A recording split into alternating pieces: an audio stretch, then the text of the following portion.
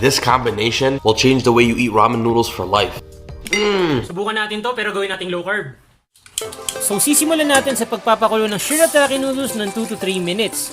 Medyo similar ang lasa nitong hack na ito sa Shi Lin, sesame and peanut sauce noodles. Hanguin ang pinakulo ang shirataki, then ilapag ang pan. Mag-melt ng butter and magisa ng bawang. Then ilagay ang pinakulo ang shirataki noodles and igisa maigi. I-baste gamit ng noodle broth kanina. Kaunti lang para di matayo kasi pagka madami, baste mode ang tawag dun. Ngayon, lagyan ng peanut butter, cocoa aminos and sesame oil. Haluin maigi hanggang sa mag-bonding sila ng tuluyan. At ganoon lang yung kadali. Then of course, ipe-plating na natin. So instead of sesame seeds, chili flakes and mani ang itatopping ko para may anghang and crunch. At ready na ang ating version ng peanut sauce noodles. At ito na siya.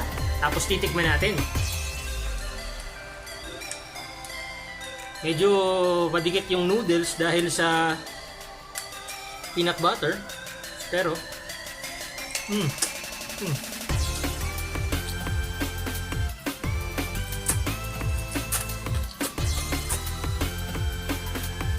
isa pa, parang bitin eh.